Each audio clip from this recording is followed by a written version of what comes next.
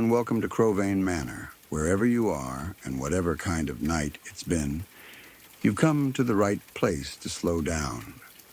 Let the world go quiet for a while. Out here, none of it needs your attention. Many of you return to these rooms night after night, and I'm grateful for that. There's a reason you keep coming back. The stories kept inside these walls aren't quite like the ones you'll hear anywhere else. Before we begin, leave a comment and tell me where in the world you're listening from tonight. I always enjoy reading them.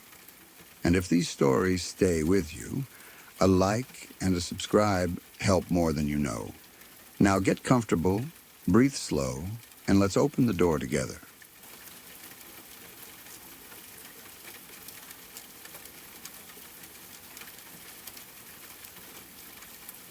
Earlier this year, we had a huge storm pop up that ended up spawning a tornado close to where I live, about half a mile down the road.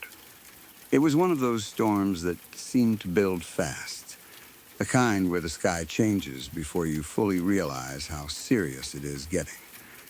The air had that charged feeling storms sometimes bring, heavy and strange, like everything outside is waiting for something to break.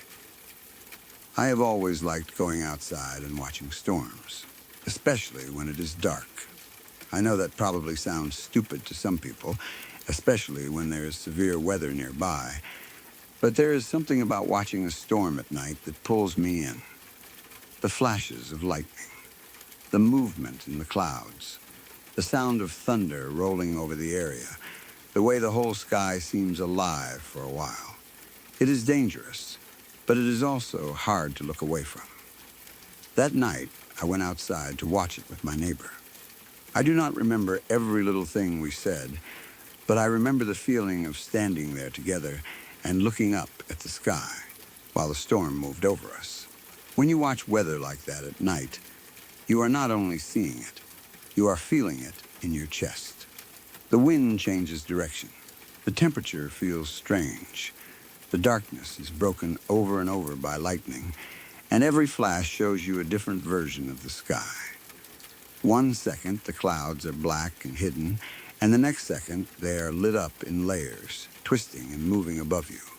Because a tornado had formed so close to us, the whole night already felt serious. This was not just a normal thunderstorm rolling through.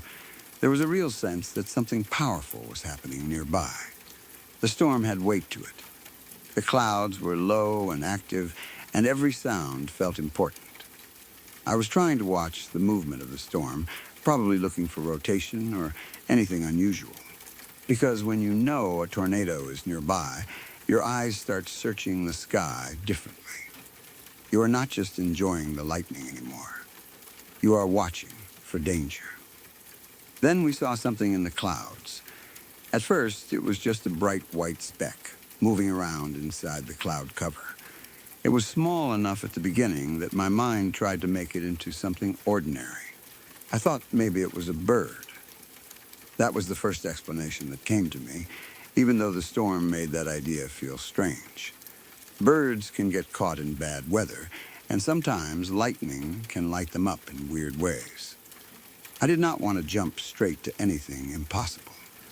I just saw a bright little point moving in the clouds and tried to place it inside the normal world. But then it kept moving. It was rolling around in the cloud cover, not flying like a bird normally would. It did not have the right movement. It was not flapping, gliding, or being pushed along by wind in any way that made sense. It seemed to move with its own strange motion, like it was turning or tumbling inside the clouds. The more I watched it, the less it looked like anything natural that I could easily explain. And it was bright. That is what really made it stand out. It was brighter than the lightning. I know how that sounds, because lightning is usually the brightest thing in a storm. When lightning flashes at night, it lights up everything for a split second. The ground, houses, trees, clouds, and sky all appear at once, then disappear again. But this thing was different. There was a bright white point inside the cloud cover, that seemed to hold its own light. It was not just reflecting a flash. It was shining. It looked so bright that it almost made the night seem clear, like being outside under a full moon. My neighbor saw it too. That is important to me, because if I had been alone, I might have spent the rest of the night wondering if my eyes had tricked me. Storms at night can do weird things to your vision. Lightning can leave afterimages. Clouds can create shapes. Rain and wind can make you misread movement. But I was not the only one watching it.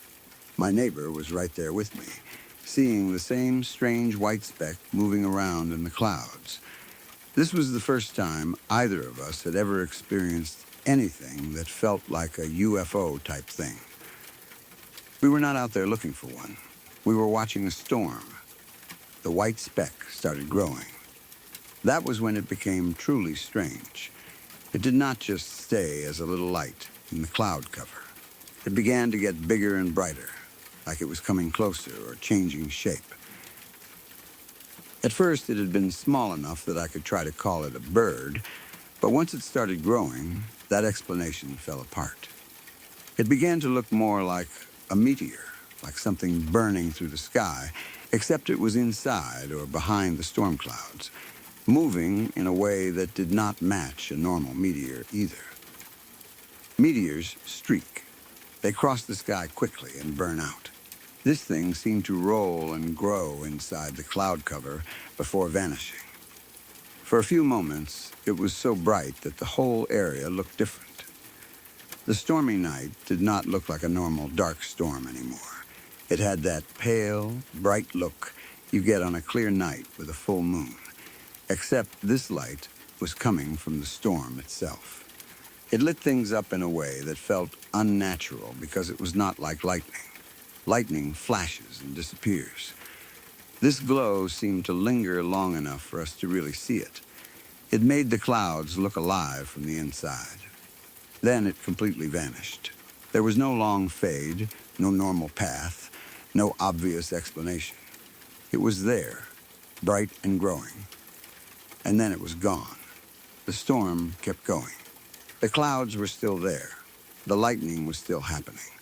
The wind and weather were still around us. But that white object, or light, or whatever it was, had disappeared as if it had never been there at all. For a second, I think both of us just stood there trying to process it. It is hard to react normally when you see something that does not fit your expectations.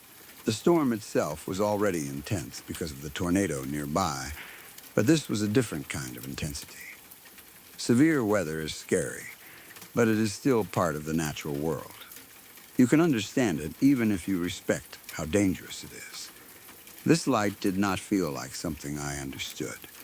It did not behave like a bird, lightning, a meteor, a plane, or anything else I could easily name. I kept trying to replay it in my mind. A bright white speck in the cloud cover, rolling around, brighter than the lightning, growing larger, looking almost like a meteor, lighting up the night like a full moon, then vanishing. Those details do not line up neatly with any simple explanation I can think of. Maybe it was some kind of rare weather phenomenon. Maybe lightning was interacting with the clouds in a way I had never seen before. Maybe there was something reflective or airborne caught in the storm. Maybe my eyes and the lightning made it look stranger than it was. I know there might be scientific explanations for strange lights and storms, and I am not saying it was automatically aliens or anything like that. But it did not look normal.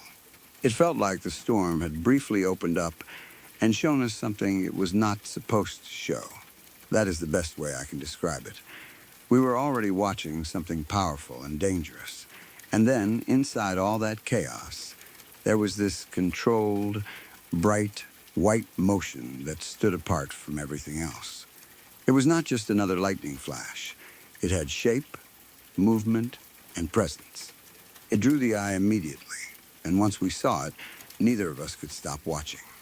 The tornado being so close made the whole memory feel even stranger. The sky was already unstable enough to produce something destructive half a mile down the road. The clouds were already doing things most people do not see up close very often. Maybe that kind of storm can create strange electrical effects. Maybe that is all it was. But standing there in the dark, watching a bright white object roll through the cloud cover, it did not feel like a simple weather effect. It felt like an object, or at least like something with a center to it. I have seen storms before. I have watched lightning, cloud movement, shelf clouds, heavy rain, and all the strange lighting that comes with bad weather at night. I know the sky can look unreal during a severe storm, but this was different enough that I still think about it. It was not just beautiful or intense. It was unsettling, because it seemed to have its own behavior. It was not flashing in place or spreading like lightning behind clouds. It was moving around, growing, and then disappearing. My neighbor and I both knew we had seen something unusual. There is a certain look people give each other after that kind of moment. You do not even need a full conversation right away. You just look at the other person to make sure they saw it too. That look says, "You saw that, right?" And when they did, the experience becomes harder to dismiss. It is no longer only your own perception. Someone else watched the same thing happen in the same sky at the same time. I still do not know what it was. I do not know if it was a UFO in the way people usually mean that word, or just an unidentified light connected to the storm. I am not trying to claim I saw a spacecraft or anything that specific. All I can say is that I saw something bright and white moving inside the cloud cover during a severe storm. It was brighter than the lightning around it. It grew until it looked almost like a meteor, and then it vanished completely. The light from it was so strong that, for a moment, the stormy night looked almost clear, like a bright full moon night. Maybe there is an explanation out there. Maybe someone who studies storms could tell me exactly what it was. Maybe it was a rare electrical discharge, a reflection, ball lightning, or some other atmospheric thing that only happens under certain conditions. I would honestly be interested to know. But until I have an explanation that actually fits what we saw, it stays in my mind as one of the strangest things I have ever witnessed. I went outside that night expecting to watch a storm.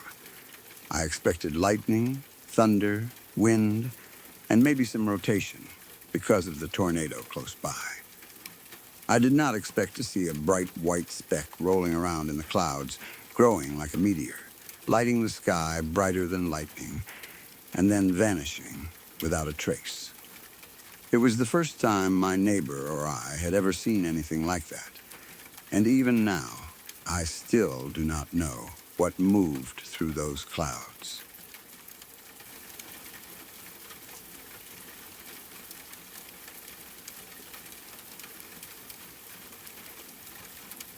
When my psycho mom forced me into a residential treatment center, I was still young enough to be trapped in a situation where adults could make choices for me and call it help, even when it felt nothing like help. I know people use words like treatment and program and facility because they sound professional and clean, but a lot of those places were anything but clean. They were part of the troubled teen industry, and anyone who has been through that world knows how easily cruelty can hide behind paperwork, rules, therapy language, and adults who insist they are doing what is best for you. I was sent there by someone who should have protected me. And instead, I ended up in a place where children were controlled, frightened, punished, and sometimes hurt by the very people who were supposed to care for them. There were kids of all ages there. That was one of the things that made the place feel so wrong. It was not just teenagers who were angry, struggling, or hard for their parents to handle. There were little kids, too. The youngest I remember was only 6 years old. At that age, a child should be losing baby teeth, learning to read, playing with toys, asking too many questions, and being tucked into bed by someone who loves them. A 6-year-old should not be in a place like that, surrounded by orderlies, rules, fear, and adults who treat terror like disobedience. That little girl was terrified of getting her shots. I can still remember how scared she was. She was not being bad. She was not trying to make trouble. She was a tiny child who did not understand why grown adults were forcing something on her body while she was already panicking. She tried to fight them off, because that is what children do when they are terrified and cornered. They do not calmly explain their boundaries. They scream, kick, cry, and try to escape. That should have been treated like fear. It should have been met with patience, gentleness, and someone slowing everything down long enough to make her feel safe. Instead, the orderlies fought with her. I remember the chaos of it, the adults trying to restrain her, her little body struggling against people much bigger than her, the fear in the room getting louder. It is hard to explain what it feels like to watch a child that small being handled like a problem instead of a person. There was no real power balance. She was 6. They were adults. She did not stand a chance. She was scared, and they treated her fear like something to overpower. Then one of them broke her arm. I will never forget the sound. There are some sounds that stay in your body forever, even if you try not to remember them. The snapping sound was one of those sounds. It was quick, awful, and unmistakable. Then came her scream. That scream is something I do not think I will ever fully get out of my head. It was not just a child crying because she was scared anymore. It was pain, shock, and betrayal, all at once. A small child had been forced into a situation she could not handle, and instead of being comforted, she was injured by the people in charge of her. I saw and went through a lot of horrific things in that place, but I will never forget that little girl. Out of everything that happened there, she remains one of the clearest memories. I think part of the reason is because she was so young. She should have been protected by everyone around her. Her parents should have protected her. The facility should have protected her. The adults in that room should have protected her. Instead, every system that was supposed to keep her safe failed her. Her fear was treated like rebellion. Her body was treated like something they had the right to control by force. And when they hurt her, it felt like the place showed exactly what it really was underneath all the polished words. I still think about her parents, too. I do not know what they were told, or what they believed, or how much they knew about what was happening in that facility. Maybe they thought they were helping her. Maybe they were desperate. Maybe they trusted the wrong people. But whatever the reason, their child was there, terrified, and the people responsible for her broke her arm while trying to force compliance out of her. That is not treatment. That is not care. That is not healing. That is violence dressed up as authority. And that was only one memory. Another thing that stayed with me happened later, when I was a storm cleanup volunteer with the USO. A bad tornado had hit, and I was part of the effort to help after the damage. Storm cleanup after something like that is hard to describe if you have not seen it. A neighborhood or a home can be there one day and torn open the next. Roofs gone, walls broken, trees snapped, personal things scattered everywhere, like the storm reached into people's lives and threw the pieces across the ground. You are there to help, but the whole place feels wounded. During that cleanup, I found a mother and her infant in their storm cellar. They were injured after the tornado hit their house. I wish that sentence could end differently. I wish I could say we found them in time, that help came fast enough, that they survived. But they died in front of me. There is no easy way to carry something like that. Seeing death is one thing. Seeing people die in front of you is another. Seeing a mother and her baby die after a disaster is something that changes the way your mind understands the world. It strips away every comfortable idea about fairness. A storm does not care who is inside a house. It does not care about families, babies, plans, prayers, or how badly someone wants to live. It comes through, destroys what it touches, and leaves other people to find what is left. I remember the helplessness most of all. When people are hurt in front of you, every part of you wants to fix it. You want to do something, anything, that changes the outcome. You want your hands, your voice, your presence to matter enough. But sometimes you are standing in the aftermath of something too big, and all you can do is witness it. That is its own kind of trauma. Not just the pain of what happened, but the pain of being there and not being able to stop it. There is also a special mention I have to give to something from when I was a kid. I found my former stepdad's war photos from Operation Iraqi Freedom. I was too young to be seeing things like that. Kids are not supposed to stumble across images that show what people do to each other in war. But I found them, and once you see something like that, you cannot unsee it. He had taken pictures of what his unit did to a civilian residence. That memory sits in a different place than the others, but it still belongs with them. It was not something happening right in front of me like the little girl or the storm cellar, but it was still a child being exposed to the reality of human violence in a way no child should be. War photos are not just pictures. They carry evidence. They show what people are capable of when they are given power, weapons, fear, orders, anger, or permission. Finding those photos as a kid made the world feel less safe in a way I did not have the tools to process. When I look back at all of it, I see different kinds of horror. The residential treatment center was institutional horror, the kind where cruelty is organized and defended by adults who use the language of care. The tornado was natural horror, random and devastating, leaving people injured and dying in the ruins of a place that should have protected them. The war photos were human horror, proof of violence carried out far away, but brought into my childhood through images I was never supposed to find. They were all different, but they all left marks. Therapy has helped a lot with dealing with these things. I want to be clear about that. Help has helped. Talking about it, processing it, learning how trauma works, and having someone trained sit with the memories instead of dismissing them has made a difference. I am not the same person I was when those things first happened. I have learned ways to survive the memories instead of being swallowed by them every time they come back.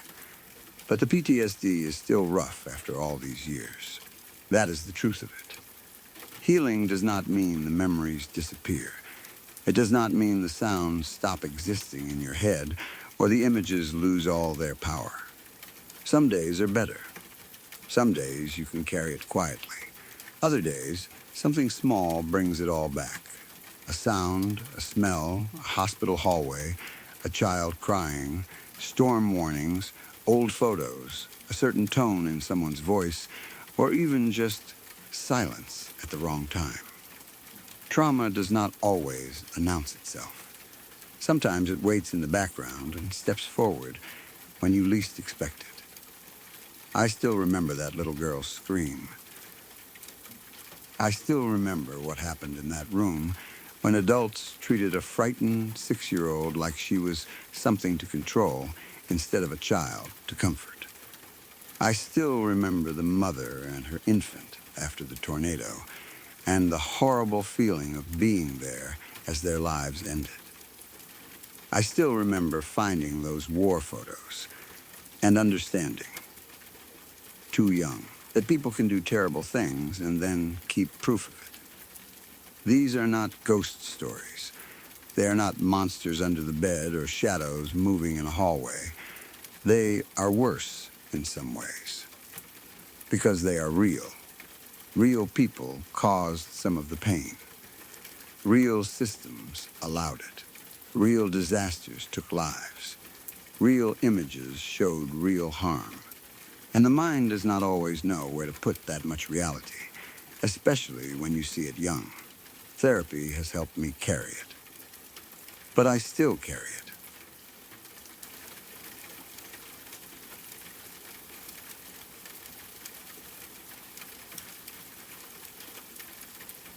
My house was haunted, or at least that is what I believe now when I look back on everything that happened there. At the time, I did not always know what to call it. When you are living inside a place, especially as a kid, you try to make excuses for things because you do not want your own home to feel unsafe. A home is supposed to be the one place where you can relax, sleep, and not worry about what might be standing in the doorway. So whenever something strange happened, part of me wanted to explain it away. Maybe it was the light. Maybe it was the house settling. Maybe it was my imagination. Maybe I was tired. But the longer we lived there, the harder it became to keep pretending everything was normal. I would see shadows in doorways that had no explanation. They were not always full figures or anything dramatic like that, but they were enough to make me stop.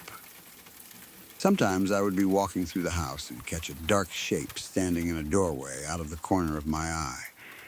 By the time I turned to look directly, it would be gone. Other times I would feel like something was just beyond the frame of a door, like someone had been watching and stepped back before I could catch them. It was the kind of thing that could happen once and be dismissed, but when it happens over and over, the feeling starts to build. You begin to avoid looking too long into certain doorways because part of you is afraid you might finally see what has been hiding there. The stairs creaked when nobody was there, too. That was another common thing in that house. I know old stairs make noise. I know wood shifts, temperatures change, houses settle, and sometimes a creak is just a creak. But these did not always sound random. Sometimes it sounded like someone putting weight on one step, then another, slowly moving up or down. If you have lived in a house with stairs long enough, you learn the sound of your own family walking on them. You know the difference between the house settling and footsteps. These sounded like footsteps. Not every time, but often enough that we noticed. It was the normal, spooky stuff at first, if you can call it normal. Shadows where there should not be shadows. Noises with no source. That feeling of being watched when you were alone in a room. The kind of things people tell each other about haunted houses. But when it is your house, it does not feel like a fun story. It gets into your routine. You stop leaving certain doors open. You turn lights on before entering rooms. You move faster through hallways at night. You do not always tell people what you saw because you do not want them to laugh or tell you that you are scaring yourself. The house had a strange feeling, especially at night. During the day, when the sun was up and everyone was moving around, it was easier to pretend it was just a regular home. But once things got quiet, the whole place changed. The corners looked darker. The hallway felt longer. The doorways felt less empty. There were places in that house that never felt completely alone, no matter how many times I told myself there was nothing there. One night, something happened that crossed the line for me. I heard something come from my closet. It was clear as day. That is the part I always try to explain first, because it was not a vague noise. It was not a bump, a creak, or something that could have been a pipe in the wall. It was a voice, a real voice, speaking words I understood. And not just any voice. It sounded exactly like my father. The voice came from inside my closet and said, "Hey, TJ, come here." I froze. For a moment, I did not even feel scared because my brain accepted it as my dad. It sounded so much like him that my first instinct was to respond. It had his tone, his way of speaking, that familiar sound you know better than almost anyone else when you grow up with a parent. It did not sound like a stranger trying to imitate him badly. It did not sound like a whisper that sort of resembled him. It sounded exactly like him. And because it sounded like him, I almost went to the closet. That is what still scares me the most. Not just that I heard a voice, not just that something spoke my name. It was that whatever it was used the one voice it knew I would trust. If it had been a strange voice, I would have been terrified right away. If it had been a growl or a whisper, I would have run. But it was my dad's voice, and because of that, my body almost obeyed before my mind had time to question it. I remember looking toward the closet, trying to process why my dad would be in there. That thought alone should have been enough to snap me out of it, but the voice had sounded so normal, so familiar, that for a second, my mind was willing to accept the impossible. Maybe he was playing around. Maybe he had opened the closet somehow. Maybe he was nearby and the sound came through the wall strangely. The voice had been so perfect that I wanted it to be normal. But something felt wrong. The closet was closed, or at least the voice came from that direction strongly enough that there was no mistaking it. It had not come from the hallway. It had not come from downstairs. It had come from inside my room, from the closet. That made no sense. My dad would not be in my closet calling me to come closer. He would not hide there and say my name like that. The more I thought about it, the colder the moment became. Then my dad walked upstairs. That was when everything changed. He came upstairs from another part of the house, completely separate from where the voice had come from. He had not been in my room. He had not been near my closet. He had not called me. I asked him if he had said anything to me, probably trying to sound casual, even though I was already feeling scared. He said he had been on the other side of the house and had not said a word. That answer made my stomach drop. Because if my dad had not said it, then what had? Something had spoken from my closet in my father's voice. Not close to his voice. Not kind of like him. Exactly like him. It had said my name and told me to come there. It had tried to pull me toward the closet using someone I trusted. That is a very different thing from shadows in doorways or stairs creaking. This was not just the house being spooky. This felt intelligent. It felt deliberate. It felt like something knew me well enough to know whose voice would make me listen. That is the part I still cannot get past. Whatever it was did not just make a random noise. It mimicked my dad perfectly. It used his voice like bait. It called me by name. It wanted me to come closer. I do not know what would have happened if I had gone to the closet. That question has bothered me for years. Maybe nothing. Maybe I would have opened it and found it empty, and that would have been scary enough. Maybe the voice would have stopped. Maybe I would have heard something move inside. Or maybe something much worse could have happened. I try not to think about that too much, because the truth is, I almost did go. The only reason I did not was because something about it felt wrong before I moved. After that, the house felt even worse to me. Before the voice, the haunting had been unsettling, but kind of distant. Shadows, noises, footsteps, things that could be avoided or ignored if you tried hard enough. But after hearing my dad's voice come from the closet, the fear became personal. It meant whatever was in that house was not just passing through doorways or making noise on the stairs.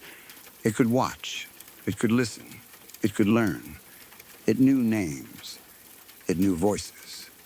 The closet never felt the same again. A closet is already one of those places kids can feel nervous about, even in normal houses. It is a dark little space with a door full of hanging clothes and shadows.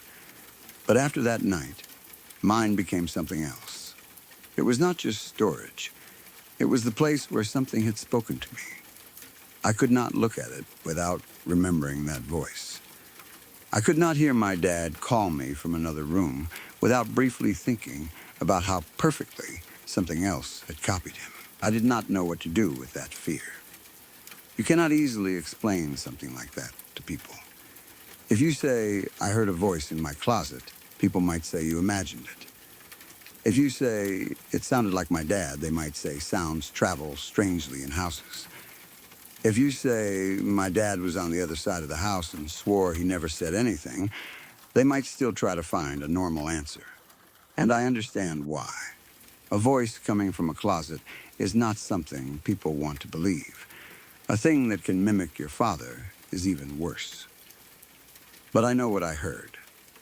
Now that I am older, and we do not live there anymore, I asked my dad about the house.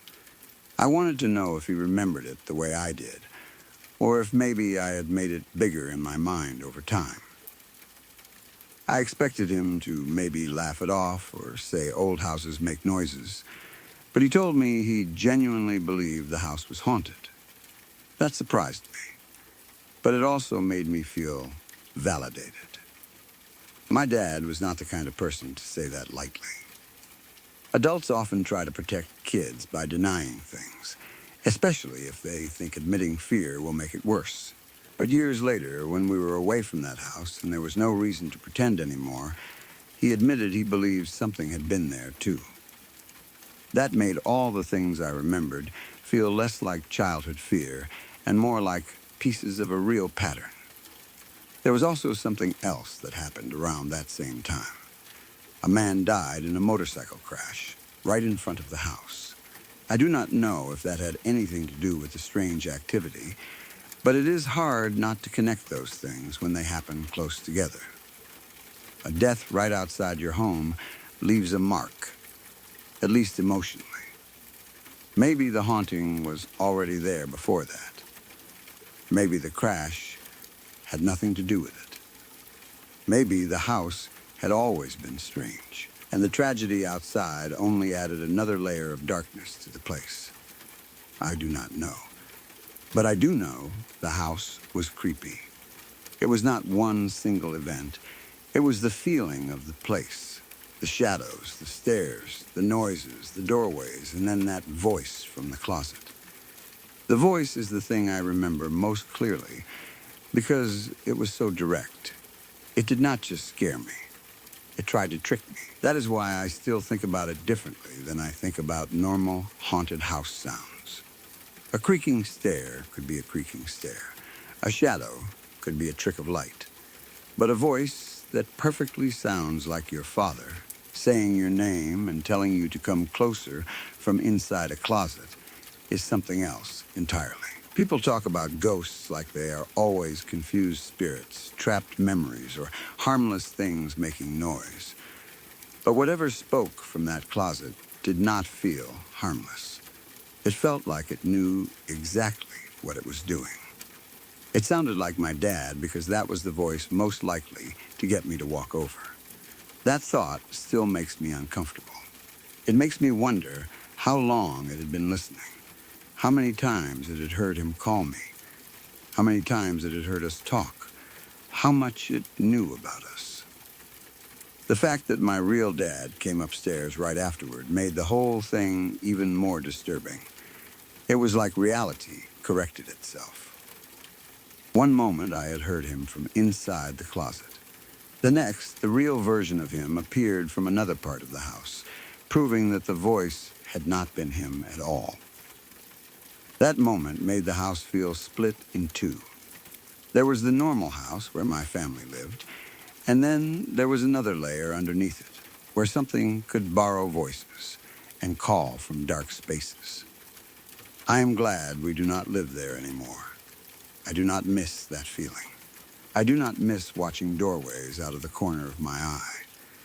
I do not miss hearing the stairs creak when no one was on them. I do not miss wondering if the voice I heard from another room was really who it sounded like.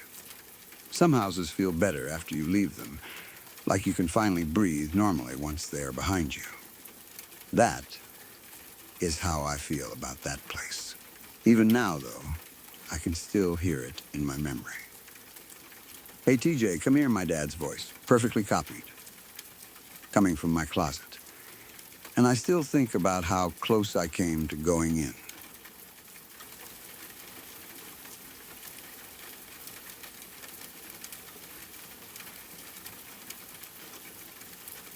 I was visiting an ex-girlfriend's family for the weekend, and we were staying the night on Saturday. This was in Spain during the summer months, so the nights were warm, and like a lot of people there during that time of year, everyone slept with very little covering.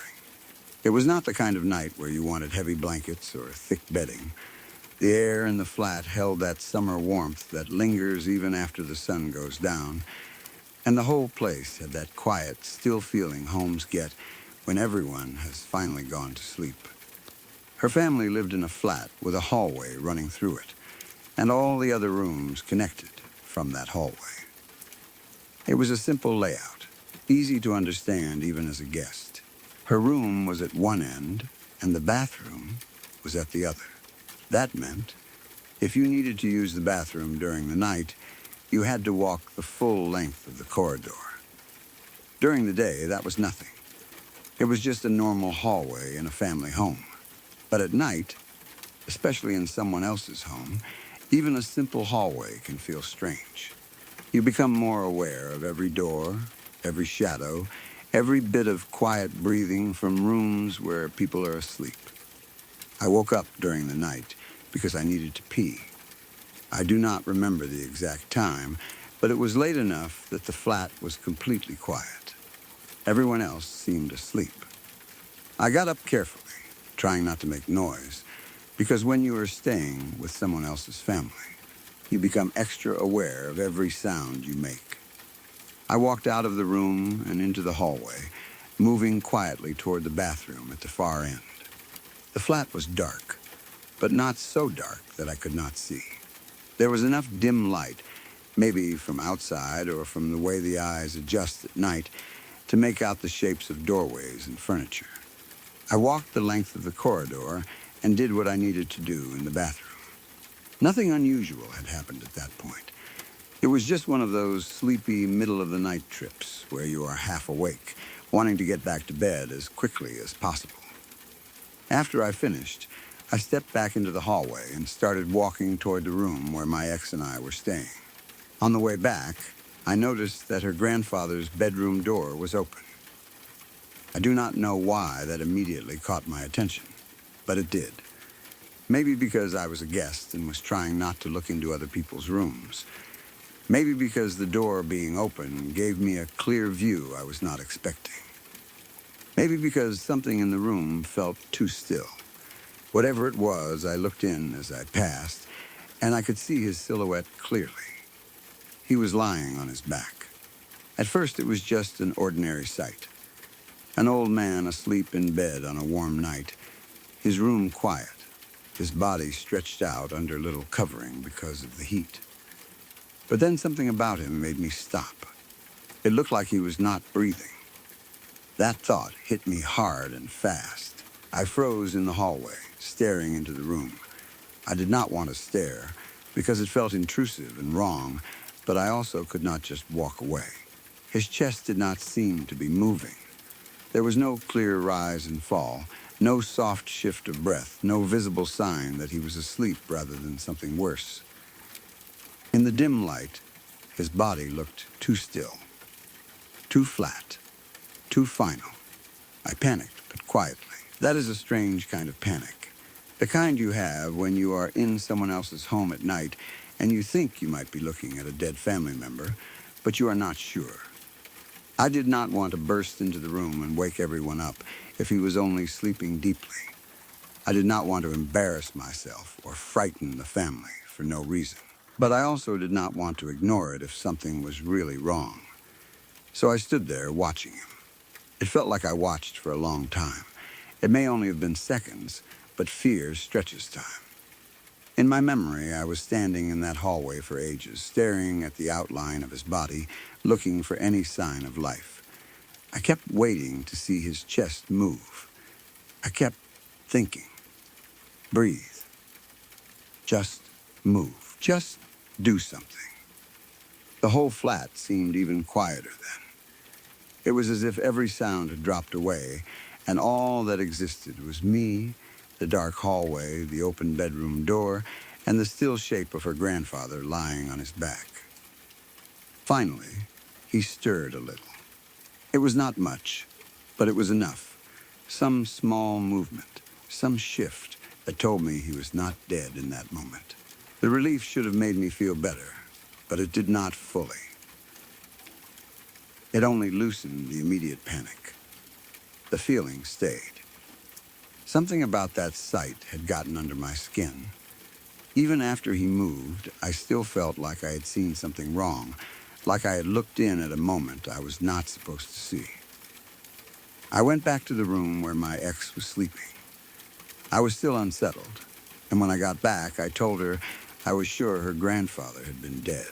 I know that sounds dramatic, but that was honestly how it felt. I had stood there watching him because he had looked so still that I truly believed, for a moment, he had passed away in his sleep. I told her what I had seen, that his bedroom door was open, that he was lying on his back, and that I could not see him breathing. I told her he eventually moved, but the fear did not leave me. She probably thought I was overreacting. And to be fair, maybe I was. People can look very still when they are sleeping, especially older people. In dim light, breathing can be hard to see. If someone is lying on their back and breathing shallowly, you might not notice their chest move right away. The mind can jump to the worst possible explanation when you are tired and half awake. I knew all that, even then. I tried to tell myself I had simply scared myself in the middle of the night. Eventually, I must have gone back to sleep. The next morning, everything seemed fine. That almost made the night feel foolish. Her grandfather was alive. The family went about their normal Sunday. There was no emergency, no discovery, no terrible moment in the morning where everyone realized something had happened. Life continued. We woke up, got ready, spent time with the family, and then went home on Sunday. Whatever fear I had felt in the hallway became just a strange little thing that had happened during the night. Uncomfortable, yes, but easy enough to explain away now that the morning had come. That is how these things often work. In the dark, something feels huge and terrifying. In daylight, with people talking, dishes moving, doors opening, and everyone acting normal, the fear starts to seem silly. You tell yourself you were tired. You tell yourself you were in an unfamiliar flat. You tell yourself an old man was sleeping deeply, and you panicked because you could not see him breathing right away. By Sunday afternoon, I could almost believe that was all it had been. Then Monday morning came. We were woken up by a phone call from her family. Her grandfather had passed away during the night. That news made my stomach drop. There are moments when your brain takes a second to connect things, and then when it does, everything goes cold. I immediately thought back to Saturday night, to the hallway, to the open bedroom door, to his body lying on his back, to the way he had looked like he was not breathing, and to the feeling I had when I told my ex I was sure he was dead. He had been fine on Sunday, or at least he had seemed fine. We had gone home. Then, the next night, he was gone. I do not know what to make of that. Maybe it was coincidence. Maybe he was already close to death in some way we did not understand. Maybe his breathing had been shallow that night because his body was already weakening. Maybe I noticed something real, not supernatural, just a physical sign that he was not well. Maybe he had a temporary episode during the night, then recovered enough to get through Sunday before passing on Monday. That would be a logical possibility. People near the end of life can have moments where they seem almost gone, then come back for a while before dying later. But it still messes me up when I think about it. The thing that bothers me is how certain I felt. I did not casually think he looks asleep. I stood there in the hallway and felt panic because he looked dead. I watched him because I was waiting for proof. that he was alive. Then I went back to the room and told my ex I was sure her grandfather had been dead. That feeling came before anyone knew he would pass away. It was not something I invented afterward to make the story more dramatic. It happened first, and then the phone call came 2 mornings later. I have wondered if I saw something I was not supposed to see. Maybe not a ghost, not a vision, but a kind of preview, a glimpse of what was coming. Maybe in that hallway, in that warm Spanish flat, I saw him as he would be soon. Maybe his body was already close enough to death that something about him looked different, even while he was still technically alive. Maybe the room had that stillness around it because death was already nearby. I do not know how to explain it without sounding like I am reaching for something supernatural, but that is how it felt. It is also possible that my fear came from something very human. Maybe I simply became aware, in that moment, of how fragile life is. I saw an elderly man asleep, still and quiet, and my mind understood that one day he would not wake up. Then, that day came sooner than expected. Sometimes the timing of real life is enough to feel paranormal, even if nothing supernatural happened. But even telling myself that does not make the memory easier to carry. The image is still clear to me. The hallway, the open door, the dim outline of him lying on his back. The silence. My own body frozen there, trying to decide whether to call for help or keep watching. The relief when he finally stirred, followed by that lingering unease that would not go away.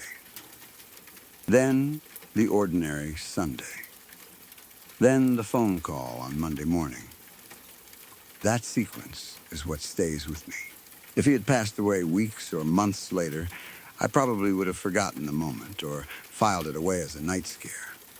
If he had been perfectly fine for years afterward, it would have become a story about how I panicked over someone sleeping deeply. But he died the very next night.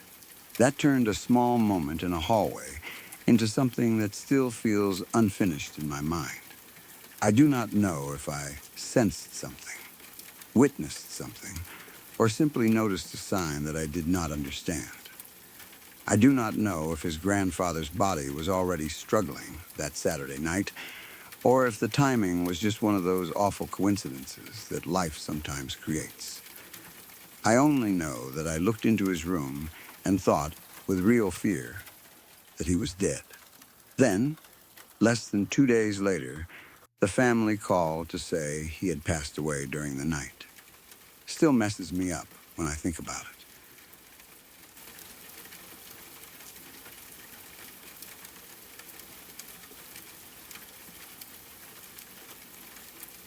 Forgive me for stepping in for just a moment.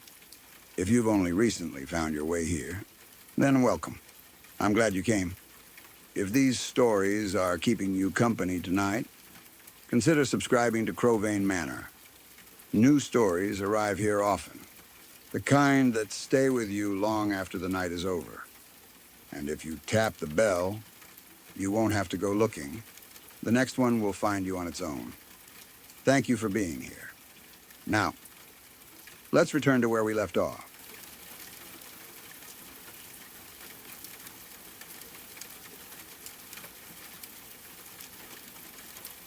When I was younger, I woke up scared one night and went to my dad's room so I could sleep in his bed. I do not remember exactly what had scared me first. Maybe it was a bad dream, maybe it was a noise, or maybe it was just that strange feeling kids sometimes get in the middle of the night when their own room suddenly feels too big and too dark. When you are little, fear does not always need a clear reason. Sometimes you just wake up with your heart already beating fast, and the only thing that feels safe is finding a parent. So I got out of bed and went to my dad's room. My dad had a nightlight in there. It was not one of those tiny soft lights that barely show anything. This one shined a bright light on the wall. He used it because he sometimes slept-walked, and the nightlight helped him see if he got up during the night. Because of that, his room was never completely dark. There was always that glow on the wall, bright enough to make shapes visible, and bright enough that, as a kid, it made the room feel safer than mine. I think that was part of why I went there. His room had light, and he was there, so it felt like nothing bad could happen. I climbed into his bed or got close enough to settle down beside him. He was asleep, and I tried to relax. The room was quiet, and the nightlight was throwing its familiar glow across the wall. At first, I probably felt better. That is usually how it works when you are a child. You go from your dark room to your parents' room, and suddenly the fear starts to shrink. You can hear someone breathing nearby. You know you are not alone. You feel like whatever scared you cannot follow you there. But then I noticed something on the wall. There was an outline of a bald person shining there. At least, that is the best way I can describe it. It looked like the outline of a person, but not a full, normal person standing in the room. It was made of light and shadow somehow, shaped on the wall where the nightlight was shining. It had a round head, circle eyes, and a big smile. The light seemed to shine through the eyes and mouth in a way that made the face stand out. It did not look angry or scary. It looked happy. Too happy, maybe. It was just there on the wall, smiling at me. And it was waving. That was the part that made it strange. If it had only been a shape on the wall, I might have thought it was a shadow from furniture or something hanging in the room. Kids see shapes in the dark all the time. A chair becomes a person. Clothes become a monster. A lamp makes shadows that look like faces. But this thing was moving. Its arm, or what looked like an arm, was waving at me in this cheerful, happy way, like it was greeting me. I was not really freaked out at first. That might sound strange, but I honestly do not remember being terrified right away. Maybe because it did not look mean. Maybe because it was smiling. Maybe because I was in my dad's room and felt protected. It was odd, but it was not acting threatening. It was just waving at me, almost like a cartoon figure or some little person made out of light on the wall. I stared at it, trying to understand what I was seeing. The longer I looked, the less normal it felt. The figure kept waving. It did not flicker the way a normal shadow might. It did not move because of something obvious in the room. It looked like it had its own motion. The circle eyes and big smile stayed fixed, and the waving continued. It felt like it knew I was looking at it, not in a dark, evil way, but in a way that still made me uncomfortable. It was too aware, too cheerful, too impossible. I decided to test it. I got up and tried to block the light from the nightlight. In my mind, that made sense. If the figure was just being made by the light, then blocking the light should make it disappear. I was young, but I understood that shadows and light had causes. If you put your hand in front of a light, the shadow changes. If you block the lamp, the wall goes dark. So I moved in front of the nightlight, or tried to cover it somehow, expecting the figure to vanish or at least change shape. But it did not. The figure just stayed there, still waving at me and smiling. That was when it became harder to ignore. Because if it was only a shadow or some trick from the nightlight, blocking the light should have done something. The wall should have changed. The outline should have disappeared, broken apart, or moved differently. But it stayed in place like it was not being controlled by the light in the normal way. The light still seemed to shine through its round eyes and wide smile, and that little waving motion continued as if nothing I did mattered. I remember feeling confused more than anything. I was not screaming. I was not crying. I was not frozen in terror. I was trying to figure it out like a kid would. I thought maybe if I looked at it long enough, I would understand what was making it. Maybe there was a toy, a curtain, a reflection, something in the room creating that shape. But nothing explained why it kept waving. Nothing explained why blocking the light did not stop it. Nothing explained why it seemed so clearly shaped like a person. I went back to lay down with my dad. That should have helped. I was right beside him, and he was asleep like everything was normal. But the figure kept waving at me from the wall. I could not settle. I would try to lie there, but my eyes kept going back to it. It was hard not to look. When something strange is in the room with you, even if it is not acting aggressive, you cannot fully ignore it. You keep checking to see if it is still there. And every time I looked, it was still there, smiling that big smile and waving like it was happy to see me. The more it continued, the more uncomfortable I became. There was something unsettling about how friendly it seemed. A scary face might have made sense in a nightmare kind of way. A dark shadow in the corner would have been easier to label as frightening. But this thing was cheerful. It smiled with those circle eyes and that big open grin, and it waved like it wanted to be noticed. That should have made it less scary, but after a while, it made it worse. It was too happy for the middle of the night. Too calm. Too persistent. It did not care that I had tried to block the light. It did not care that I was staring. It just kept waving. I think that was the moment I realized I did not want to stay in the room anymore. It is funny because I had gone to my dad's room because I was scared in my own room. But now, my own room started to seem like the better option. Whatever had frightened me before was suddenly less strange than the smiling figure on my dad's wall. At least in my room, I knew what the dark looked like. In his room, there was this bright nightlight and a happy waving shape that should not have been there. The place that was supposed to feel safest had become the place I wanted to leave. So, I nudged my dad. I told him I was going to go back to my room. I do not know if he fully woke up or just mumbled something in his sleep. He probably had no idea what was going on. From his point of view, I had come into his room scared, stayed for a little while, then suddenly decided to leave. Maybe he thought I had calmed down. Maybe he was too asleep to question it. I did not explain the whole thing in that moment, or if I did, I do not remember him reacting strongly. I just knew I wanted out of that room. I went back to my own room. That is the part that still feels strange to me. I had gone to my dad for comfort, saw something I could not explain, tried to block the light, watched it keep waving, and then decided I would rather be alone again. As a kid, that decision says a lot. I must have felt deeply uncomfortable, even if I was not screaming or terrified. The figure was not chasing me. It was not hurting me. It was not making noise. But it was wrong enough that I no longer wanted to sleep beside my dad with that thing smiling from the wall.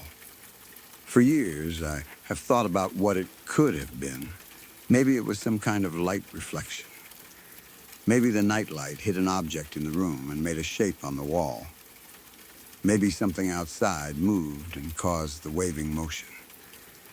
Maybe my sleepy mind added details to a normal shadow.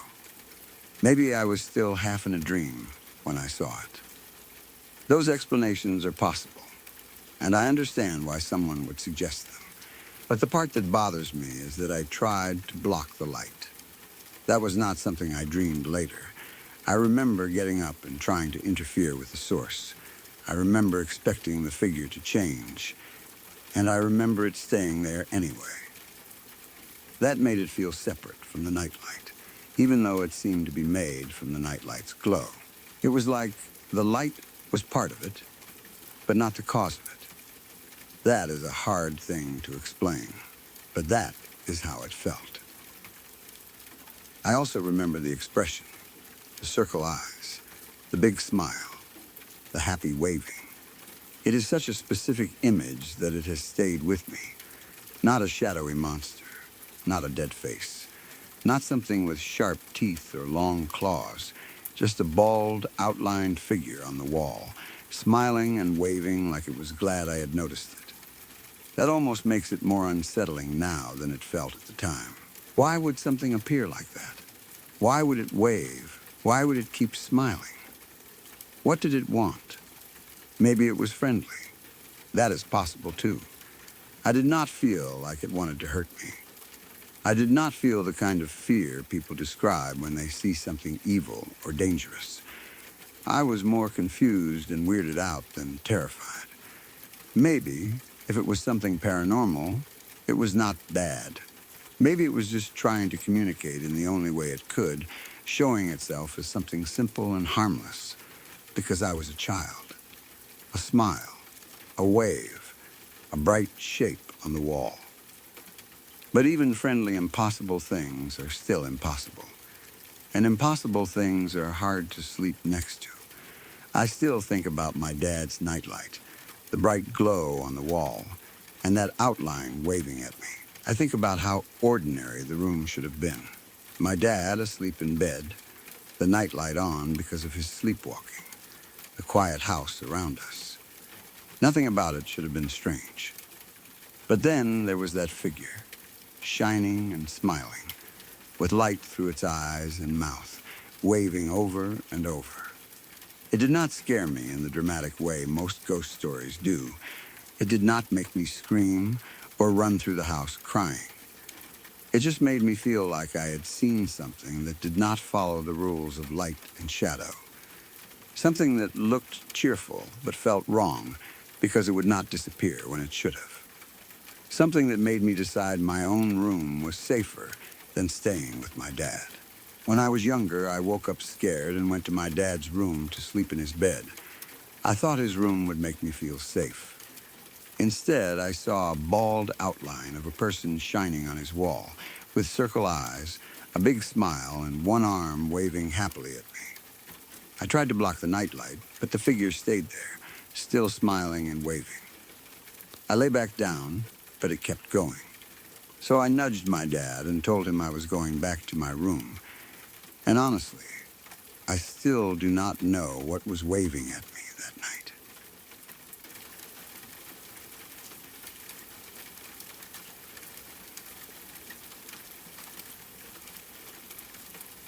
I looked where he was looking and saw something. Even now, after all this time, that is still the only word that feels right for it. Something, not a dog, not a wolf, not a horse, not anything I have ever been able to put a proper name to. My eyes saw it clearly enough that I know it was there, but my brain could not make it fit into any normal category. It was standing or moving near the corner of the school, and for a second I just stared because I could not understand what I was looking at. It was bright white, but not clean white in a smooth way. It was shaggy, almost like a wet dog. That is the best comparison I can make. The hair, or fur, hung off it in a rough, uneven way, like it had been soaked and then left to dry badly. It did not have the neat shape of a horse's coat, or the thick, familiar outline of a normal animal. It looked wild, heavy, and strange. The whiteness made it stand out even more against everything around it, because it did not blend into the school, the pavement, the shadows, or the small wooded area nearby. It was too bright, too visible, too wrong. And it was huge. At first, my mind tried to tell me it was a dog. That was the easiest explanation because of the way it moved. It did not move like a horse. It moved like a dog. The posture, the rhythm, the way the body carried itself, all of that said dog to me. But then the size ruined that explanation completely. It was not just a large dog. It was not a big breed that someone might have let loose. It was not even wolf-sized. It was much bigger than that. It was about as big as a horse, but shaped and moving like a dog, and that combination made no sense. I kept watching it, waiting for my brain to correct the image. Sometimes when you see something at a distance, your first impression is wrong. A shadow can make an animal look bigger. A strange angle can make a deer look like something else. A dog standing beside the right object can seem much larger than it really is. I knew all of that, so I kept trying to make the shape become something normal. But the longer I looked, the less normal it became. It walked from behind the corner of the school. It did not run. It did not lunge. It did not act like it was startled by us. It just walked, calm and steady, as if it belonged there. That somehow made it worse. If it had turned and looked at us, growled, or done something dramatic, maybe the fear would have made more sense. But it did not. It acted like we were not important, like it had somewhere to go and we just happened to be watching. It came from behind the school and moved toward the small wooded area nearby, the patch of trees that connected to the neighborhood. We stood there and watched it go. None of us said much at first. There are moments where everyone sees the same impossible thing and nobody knows how to react out loud. You just stand there, hoping someone else will say the thing you are thinking, hoping someone else will laugh and explain it, hoping someone will point out that it was only a horse or a dog or a trick of the light, but no one had an explanation. We were all seeing the same huge white shaggy thing moving like a dog, and all of us understood that it was not something we were supposed to be seeing near a school. The size became clear when it passed behind a stop sign. That detail is the one I always come back to, because it gives the memory something solid. If I only said it was big, someone could say fear made it look larger. If I only said it seemed horse-sized, someone could say I misjudged the distance. But it walked behind a stop sign, and it slightly overtopped it, not by a tiny trick of perspective. It actually rose higher than the sign. That meant it had to have been at least a good 8 feet tall at the shoulder. At the shoulder. Not counting its head if it had lifted it higher. That is not a dog. That is not any normal animal you expect to see walking around a school. That was when the fear settled in properly. Before that, I was confused. After seeing it pass the stop sign, I knew confusion was not enough. We were looking at something massive, something that moved like a dog but stood taller than it had any right to be. Something bright white and shaggy, heading into the woods like it had done this route before. It did not look lost. It did not look injured. It did not look like a panicked animal trying to escape people. It just moved along, calm and silent, and disappeared into the small wooded area. The fact that it went toward the woods made everything feel worse.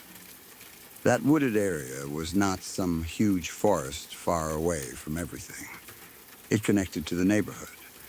It was close to houses, close to places where kids walked, close to everyday life. Seeing something like that slip into those trees made the whole area feel different. The woods no longer looked like just a little patch of trees. They looked like a place something could come from, or a place something could vanish into. We did not follow it. None of us even suggested it. There was no bravery in that moment, no curiosity strong enough to make us go closer. We just stood there, watched it leave, and then sort of collectively decided we were going the long way around the school. The route we had originally planned would have taken us closer to where it had gone, closer to the corner of the school and the wooded area. After seeing that thing, nobody wanted to walk that way anymore. We did not need to discuss it much. Everyone seemed to understand at the same time that the longer route was the better choice. That is another part that tells me it was not only my imagination.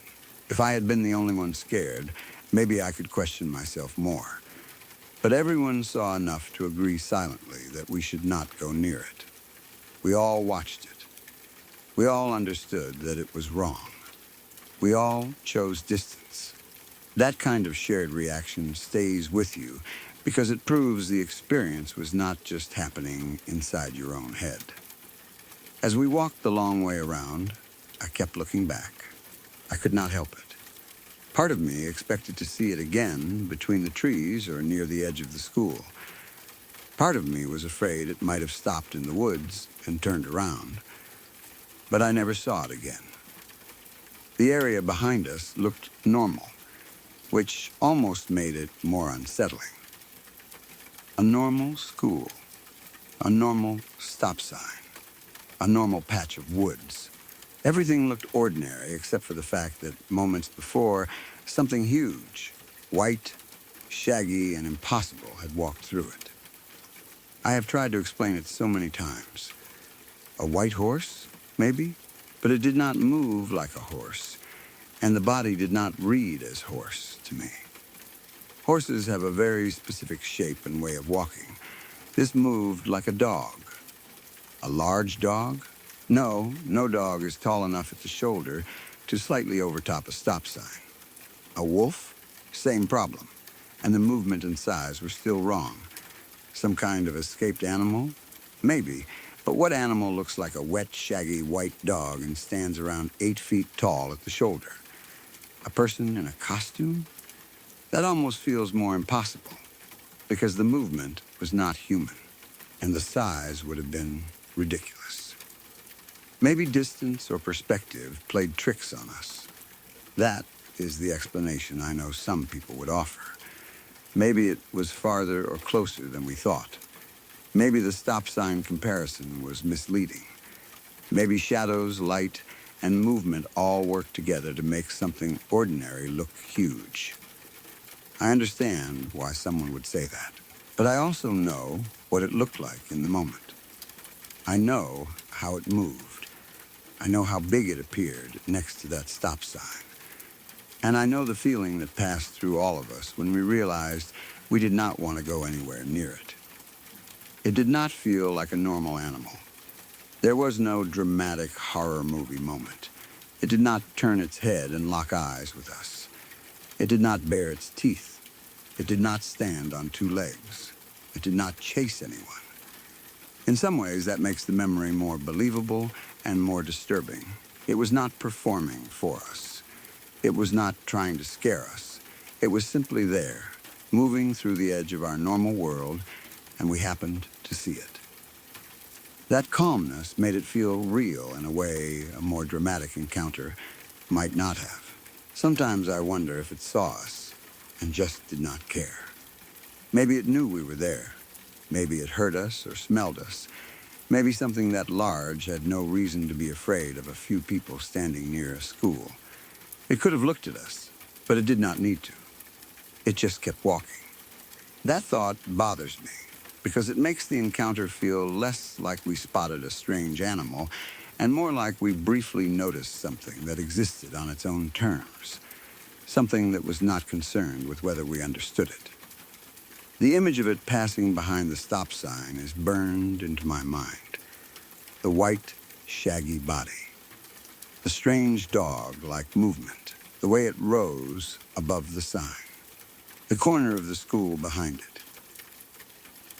The woods waiting ahead. That is the part I replay whenever I doubt myself. The scale of it was wrong. If it had been half that size, maybe I could have accepted a dog or wolf. If it had moved like a horse, maybe I could have accepted a pale horse with strange hair. But it was the combination that made it impossible. Dog movement. Horse size. Bright white, shaggy body. Too tall. Too calm. Too real. And then it was gone into the trees. To this day, I have no idea what it was. I do not have a neat ending or a theory that satisfies me. I cannot say we later found out a horse had escaped or that someone owned some giant white animal nearby. I cannot say it was a prank or a costume or a trick of the light.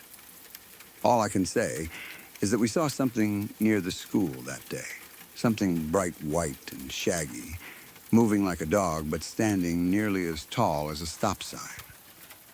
We watched it walk from behind the corner of the school into the wooded area, and then we chose the long way around because none of us wanted to get closer. Whatever the hell that thing was, I still think about it, and I still do not know.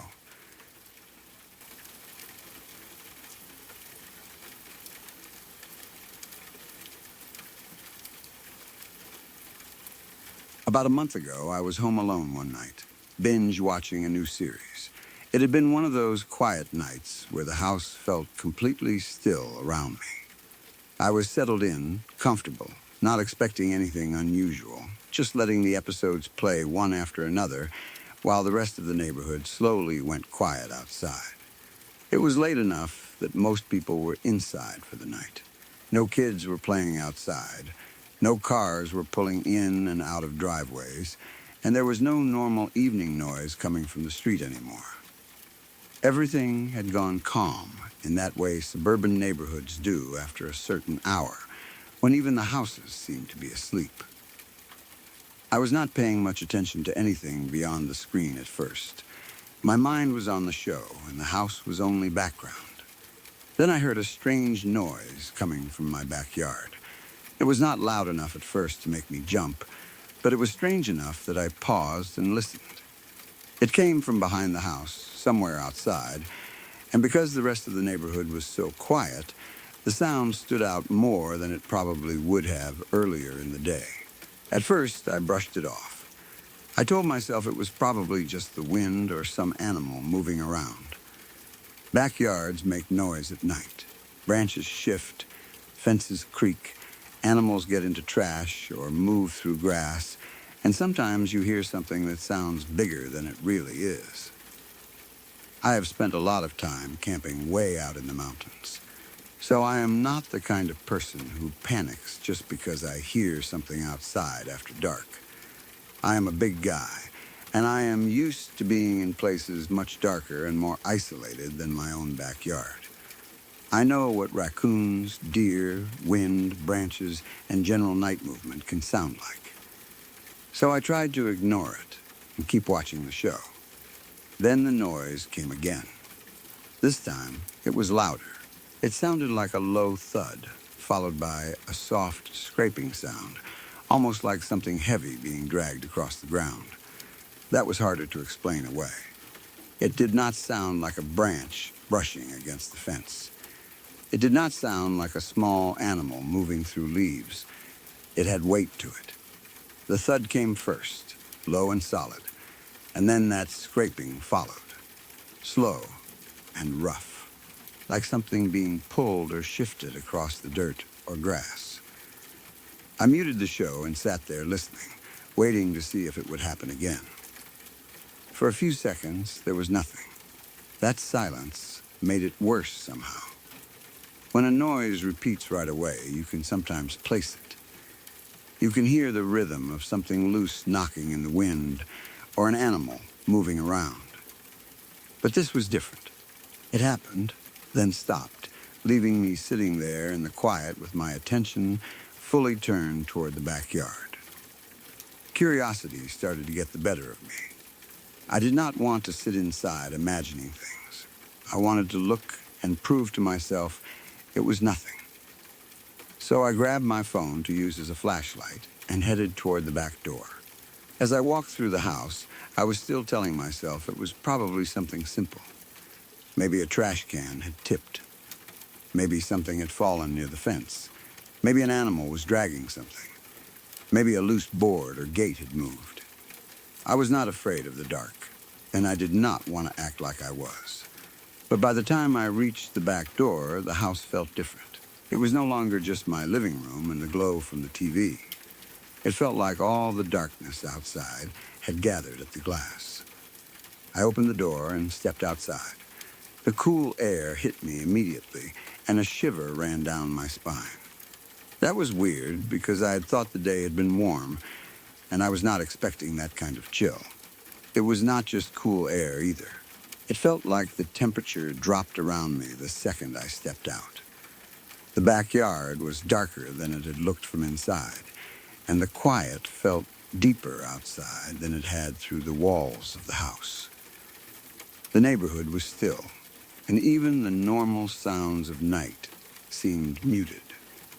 I turned on my phone flashlight and pointed it toward the area where I thought the noise had come from. At first, I saw nothing, just the dark outline of my fence, the shape of the yard, and the faint glow of my neighbor's porch light beyond the property line. The beam from my phone looked weak out there. Inside, a phone flashlight feels bright enough, but outside at night it only reaches so far. It gives you a narrow little piece of the world and leaves everything else dark. I swept the light across the yard slowly. Nothing, no animal, no fallen branch, no person, no obvious reason for the noise. The grass was still. The fence stood quiet. The edge of the woods behind the yard was just a black wall of trees and brush. I started to feel a little foolish, like I had interrupted my own night because of some normal sound I could not identify. I almost turned back inside. Then, out of the corner of my eye, I caught movement. It was near the edge of the woods. I turned the flashlight in that direction, and that was when I saw the figure. At first, I thought it was a person.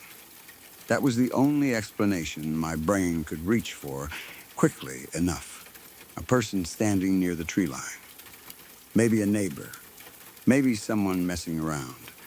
Maybe some kid trying to prank people. But as I squinted and tried to make sense of the shape, I realized it did not look right. It was too tall and too thin. Not just tall like a tall man, but stretched, narrow, wrongly proportioned. It stood still near the edge of the woods, partly blending into the shadows, and for a moment I could not tell where the darkness ended. And it began. It looked like it was wearing something, maybe a long, tattered coat, or something hanging from its body like torn fabric. Whatever it was blended into the shadows so well that it was hard to see the edges. The shape seemed to move slightly, even when the figure itself stood still, as if the loose parts of whatever it was wearing were shifting in a breeze I could not feel. The whole thing had the look of someone dressed in dark clothing, but also not like any normal person standing in a backyard at night. I should have turned around and gone back inside right away. I know that now. Every sensible part of me says that if you see a strange figure standing by the woods at night, you go inside, lock the door, and call someone. You do not move closer. You do not investigate. You do not give whatever it is more of your attention.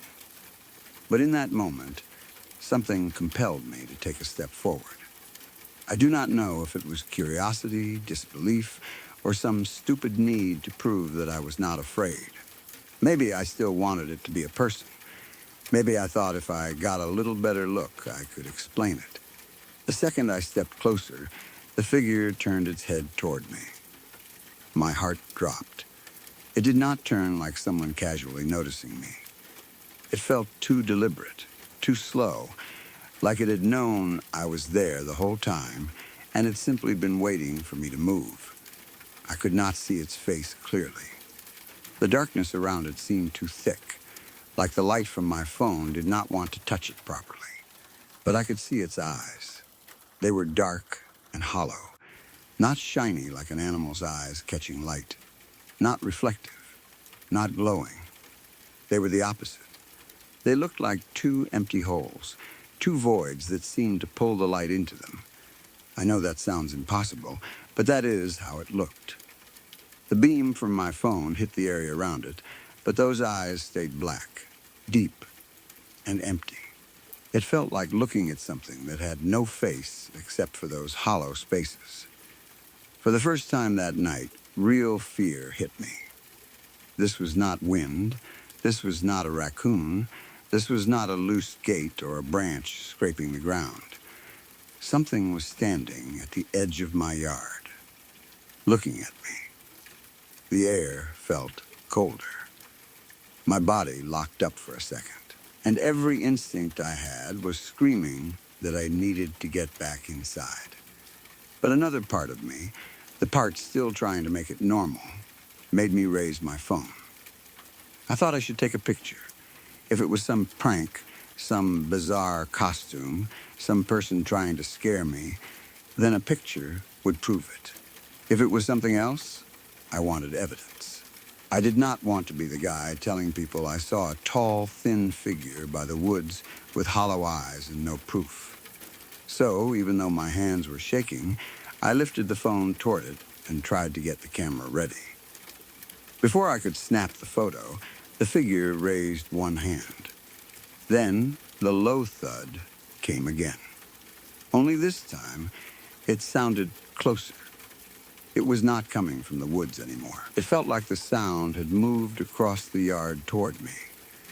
That same heavy thud followed by that awful scraping, like something being dragged along the ground. The figure had lifted its hand, and the sound answered. Or maybe the sound had always belonged to it. I do not know. I only know that in that instant, everything inside me broke into panic. I turned and bolted back inside. I do not remember moving carefully. I just ran. I rushed through the back door and slammed it shut behind me, locking it as fast as I could. My hands were clumsy because of the adrenaline. I checked the lock, then checked it again. The house suddenly felt too open, like the sliding door and windows were not enough between me and whatever had been outside. I turned off lights, turned on lights, paced, froze, listened, and kept looking back toward the door. I spent the rest of the night on the couch, too scared to go to bed. Every time I thought I might calm down, I would picture the figure turning its head toward me. Those hollow eyes, the long, thin body, the tattered coat blending into the tree line, the hand rising, the thud and scrape getting closer. I kept checking the sliding door, expecting to see something standing just beyond the glass. I checked my phone again and again, though I had not managed to take the picture. I kept trying to find an explanation because I needed one. My mind kept cycling through possibilities. A person, a prank, a neighbor, a homeless guy, an animal standing strangely, a costume, a shadow. Something, anything. Then I got a notification. Someone had tagged me in a post. It was in the neighborhood group chat. At first, I thought maybe someone else had heard the same noise or seen something weird outside. I opened it quickly, and I saw that there were photos from earlier that night. They were from my neighbor's Ring security camera footage, showing his backyard and part of mine. I clicked on it. My stomach dropped. In the footage, I could see myself standing at the back door. That alone was strange, seeing myself from another angle in the middle of a moment that had already scared me so badly. But then, I saw it. Next to me, just out of the light, was the same figure, not by the woods where I had first noticed it. Next to me, close enough that I should have known it was there. It was standing just outside the light, in the blind edge of where my attention had been. The footage showed me at the back door, looking out, but the figure was already near me. Watching, I had been convinced the thing was at the edge of the woods when I saw it. I thought it had turned toward me from there, but the camera showed that at some point, maybe even before I fully realized what was happening, it had been much closer than I knew. That was worse than seeing it in person, because in person, I could tell myself fear had distorted the distance. I could tell myself maybe I had seen a shadow at the tree line and panicked.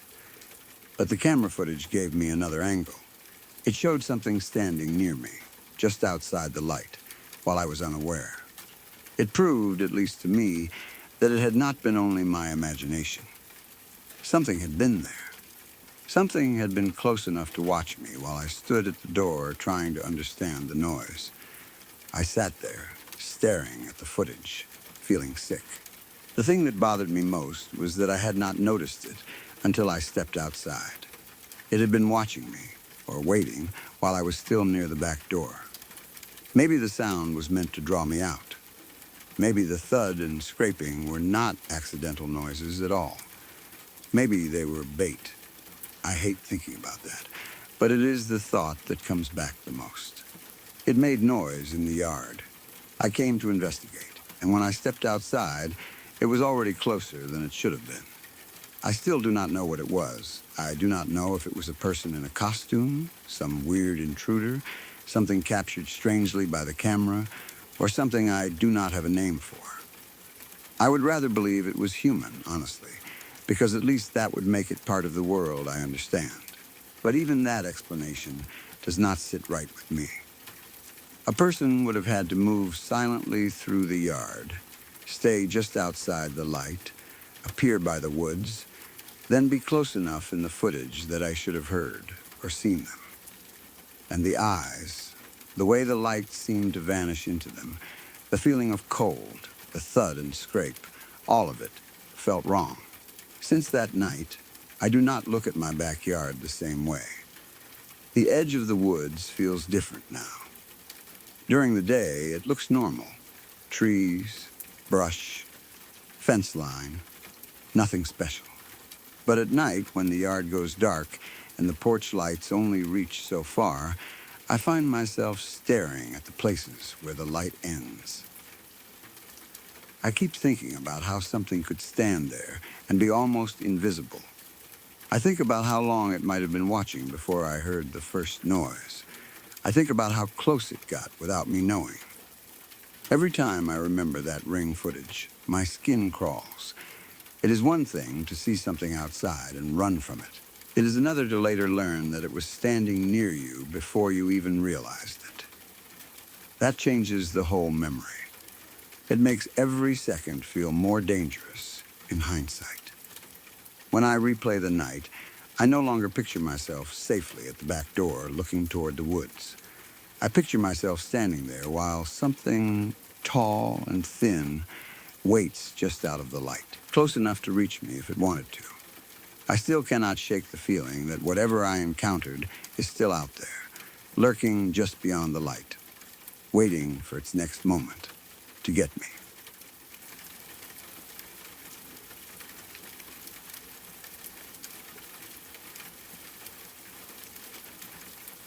I lost my brother decades ago to leukemia when he was 40. Even after all these years, that sentence still feels strange to write. Because when someone dies that young, part of your mind never fully accepts it as something that belongs to real life. 40 is not old. 40 is not the age where you think of someone as finished with the world. He still had his personality, his opinions, his habits, his humor, and all the little things that made him himself. He was my big brother, and no amount of time passing has ever really changed the feeling that he should have had longer. He was not religious, and everyone who knew him knew that. He was not the type of person who would have wanted a priest or a minister standing there at his graveside, saying all the usual things people say at funerals, especially if that person did not really know him. He would have hated that.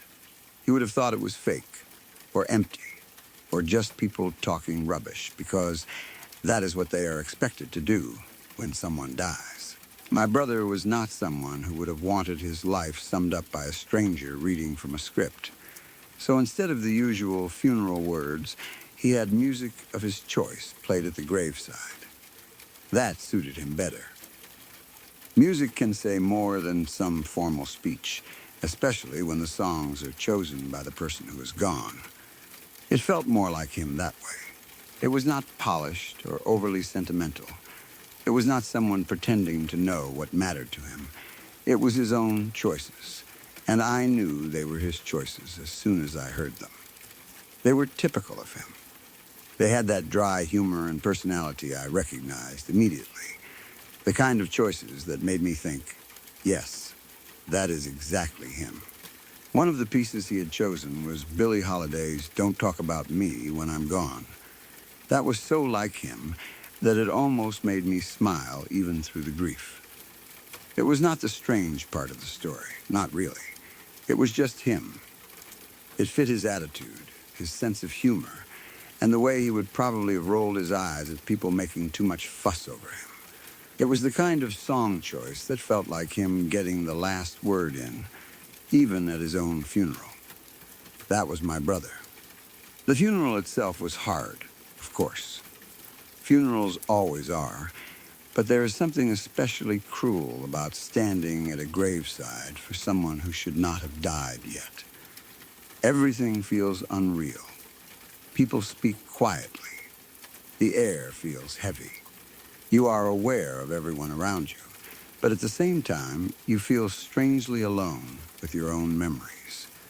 You keep looking at the coffin or the grave and trying to connect it with the person you knew, and your mind refuses to make the two things match.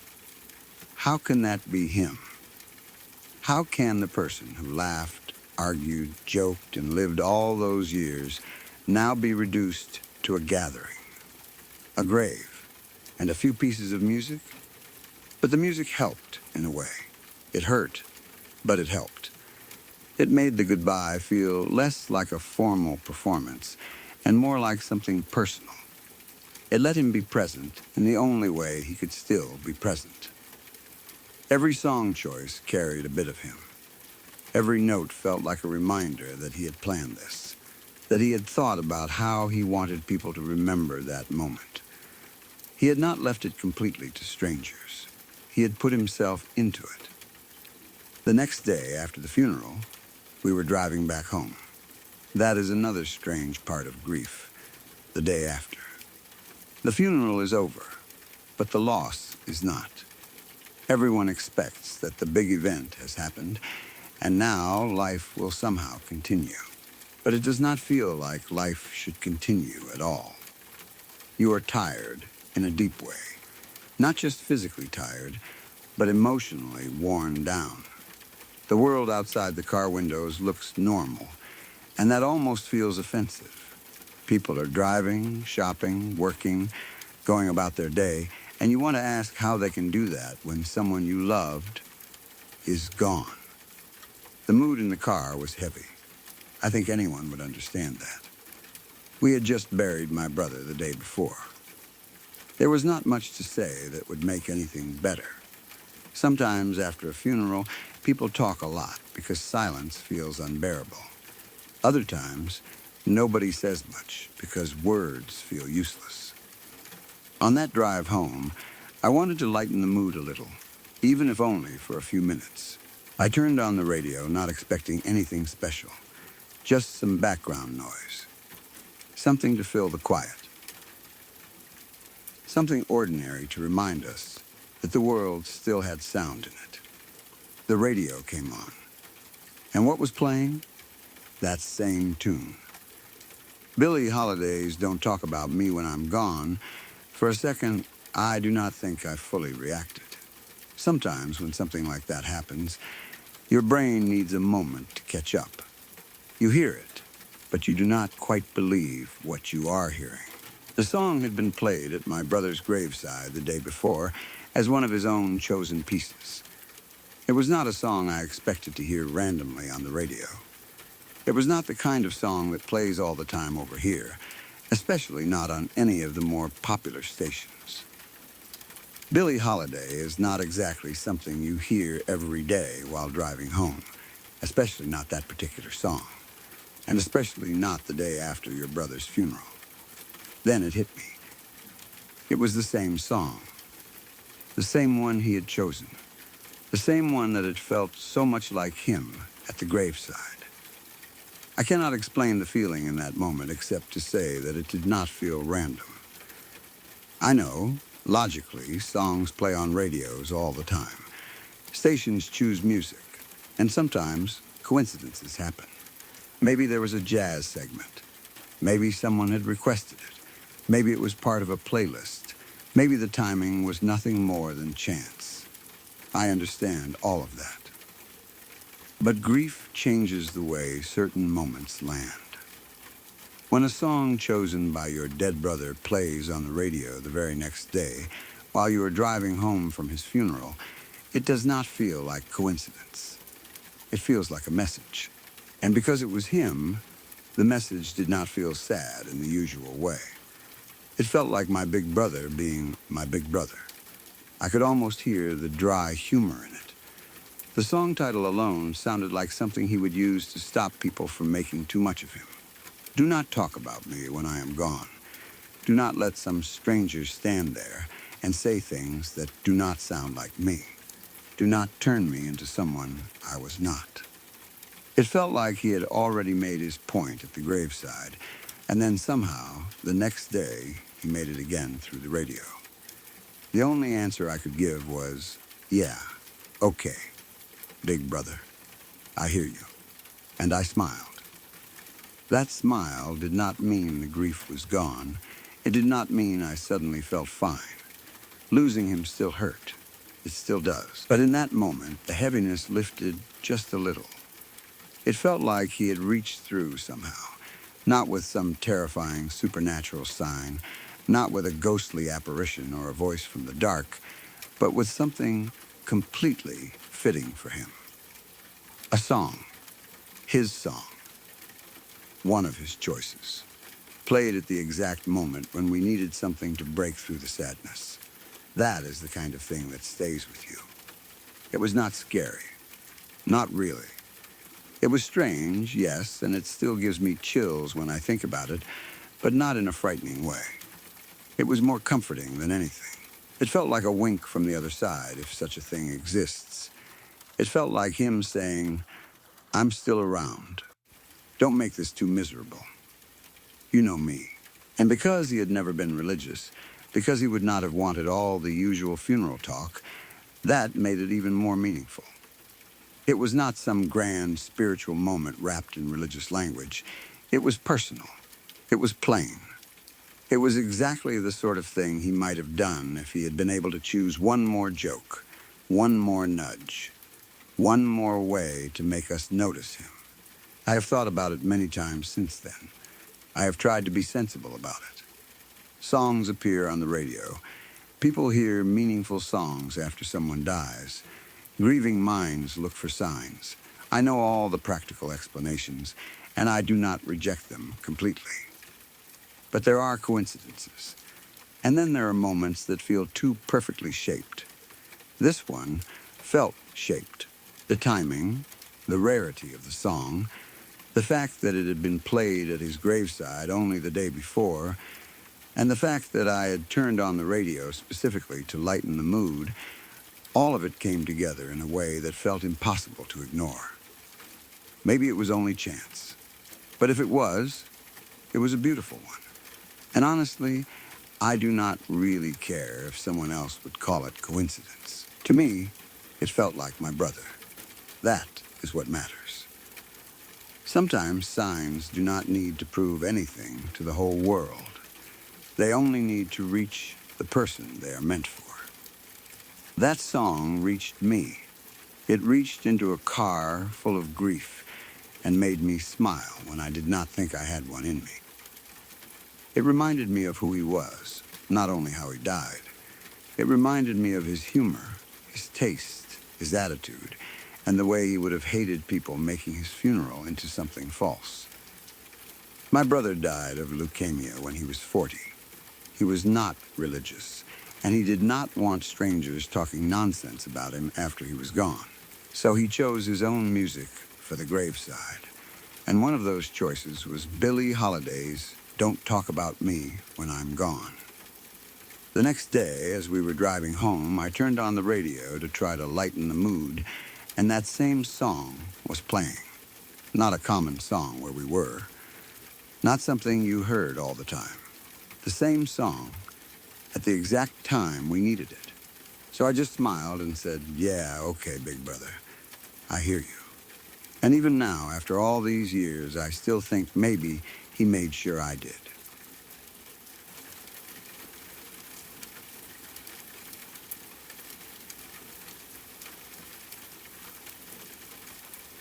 I house sat one summer for a couple who had a dog and a cat.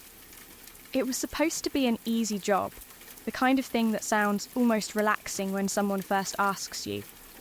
Feed the animals, keep the house safe, bring in the mail if needed, and stay there while the owners are away. They had a nice enough place, and at first, there was nothing about the house that made me feel like I should be worried. It felt like a normal home. Lived in, comfortable, quiet in the way houses are quiet when the owners are gone.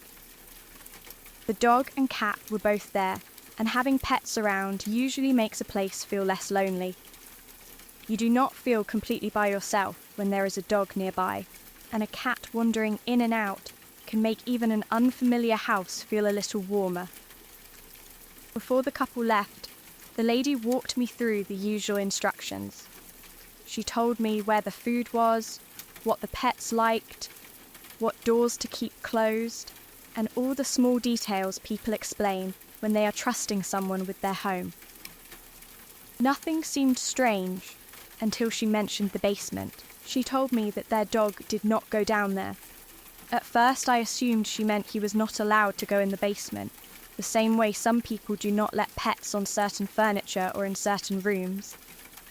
So I asked if there was a baby gate to stop him, or if he just knew the rule and stayed away because he had been trained.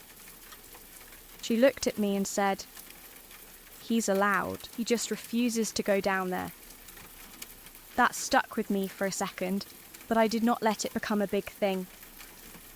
Dogs are strange sometimes. They have likes and dislikes that do not always make sense to us. Maybe he did not like the stairs. Maybe the basement smelled weird to him.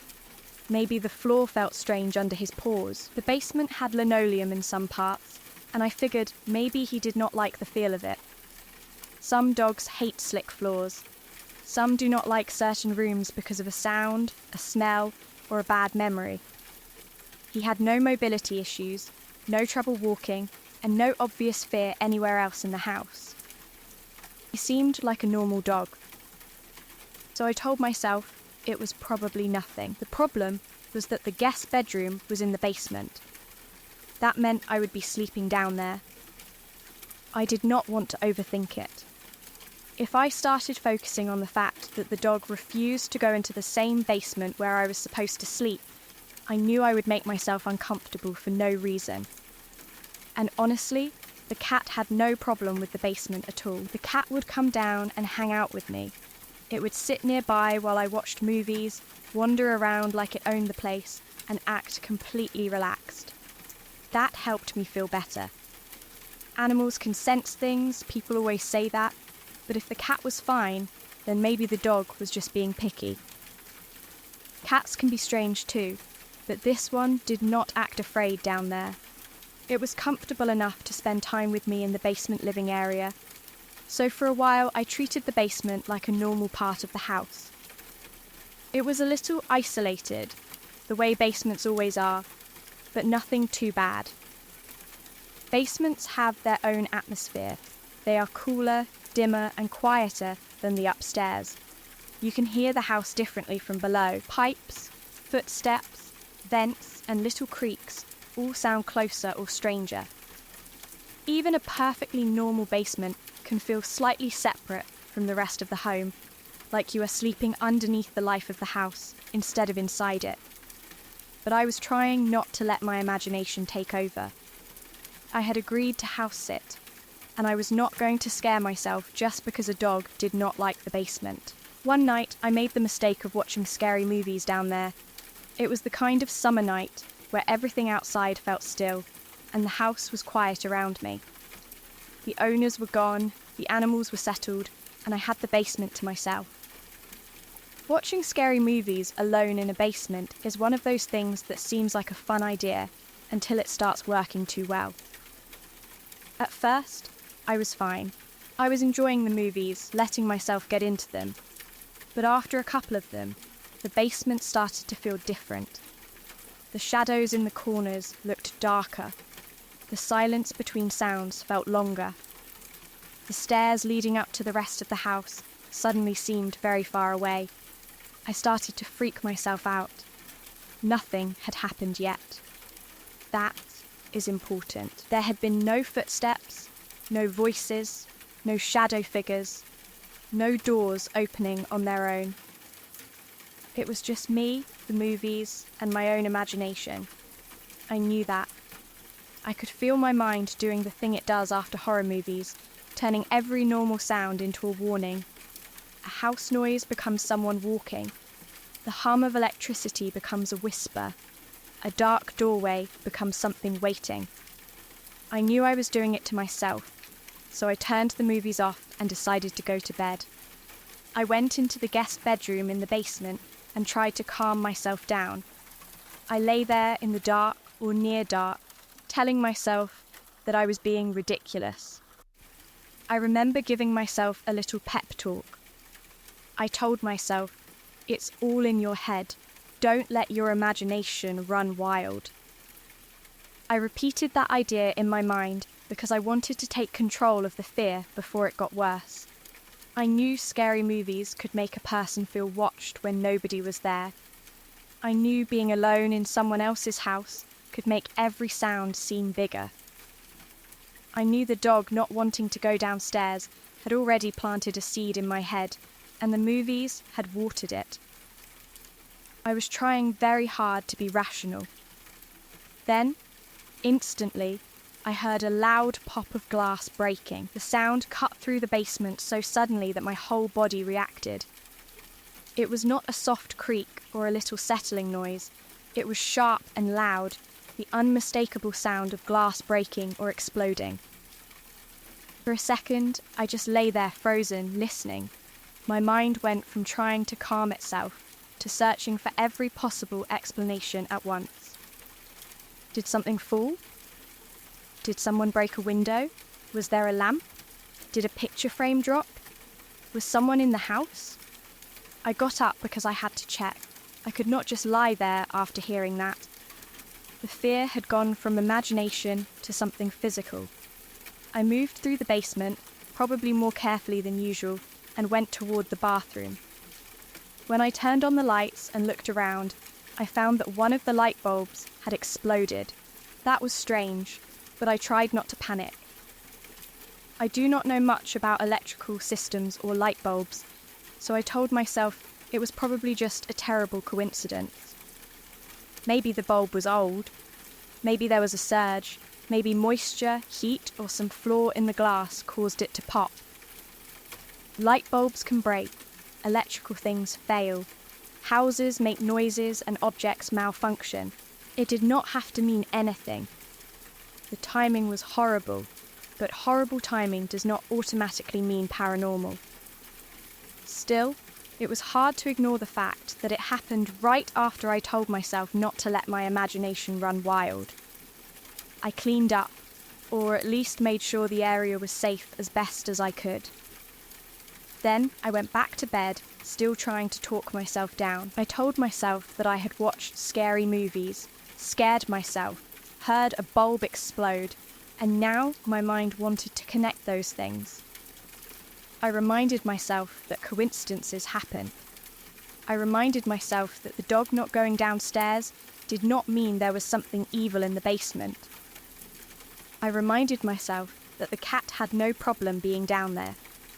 I tried to rebuild the calm I had lost, but now the basement felt different. Before the bulb exploded, the fear had been mostly in my head. After it happened, the fear had evidence. Not proof of anything paranormal, but proof that something sudden and startling had happened in the room while I was already scared. That changes how a place feels. Every shadow looks more active. Every corner feels like it has noticed you. The air itself seems tense, as if waiting to see whether you will calm down or break. I got back into bed and continued trying to calm myself down. I closed my eyes, or at least tried to. I remember thinking that if I could just fall asleep, morning would come and everything would feel stupid. That is usually how fear works at night. The next day, in daylight, you wonder why you were so scared. I wanted to get to that point. I wanted to wake up and laugh about the light bulb. I wanted to tell myself that the whole thing was just a combination of scary movies and bad electrical timing. Then, the second I closed my eyes, I heard another pop. Another light bulb. This one was in the basement living room. That was it for me. One bulb exploding right after I scared myself could be a coincidence. A second bulb exploding almost immediately after I went back to bed and tried again to calm myself down felt like the basement had answered me. I know that sounds dramatic, but that is how it felt. It was not just the sound itself. It was the timing. The first pop came right after I told myself it was all in my head. The second came right after I tried to ignore the first one and go back to sleep. It felt like something was pushing back against my attempt to be rational. I did not want to stay down there anymore. At that point, I did not care if there was an electrical explanation. I did not care if the bulbs were old or if the house had wiring issues. I did not care if I was being silly. There are moments when your body makes the decision before your mind finishes arguing, and this was one of those moments. The basement no longer felt like a guest space. It felt like a place I had been warned about. First by the dog, and then by whatever was happening with the lights. I went upstairs and slept there that night. The difference between upstairs and downstairs felt huge. Even if the house was still quiet, being upstairs felt safer. There was more space, more normal house energy, and less of that underground feeling. I do not know exactly where I slept. Maybe on a couch or wherever I could make myself comfortable, but I know I did not want to be in that basement alone. The basement had crossed a line. It had gone from a little creepy because I watched scary movies to something down there seems wrong. After that, I never went back into the basement alone. If I had to go down there, I made sure I was not by myself, or I avoided it as much as possible. That might sound extreme for 2 exploding light bulbs, but when you are the person in the house, living through the timing of it, it does not feel extreme. It feels reasonable. You start paying attention to the warnings you ignored before. The dog had refused to go down there from the beginning, and I had brushed it off. I had made excuses for him. I had told myself it was the floor, the stairs, the smell, anything normal. But after that night, I started thinking maybe he knew something I did not. Animals do not explain themselves. That is what makes their behaviour both easy to dismiss and hard to ignore. A dog cannot tell you there is something in that basement. It can only refuse to go. It can stop at the top of the stairs, plant its feet, whine, stare, or turn away. And because we are people, we try to make the reason fit the world we understand. We say the stairs are too steep, the floor is too slippery, the room smells weird, or the dog had a bad experience once. Sometimes that is probably true. But sometimes, maybe, the animal is reacting to something we cannot see. The cat still complicates the story. Because the cat had been fine down there, it would hang out with me and watch movies like nothing was wrong. But cats are different from dogs. Maybe the cat did not care. Maybe whatever was in the basement did not bother the cat.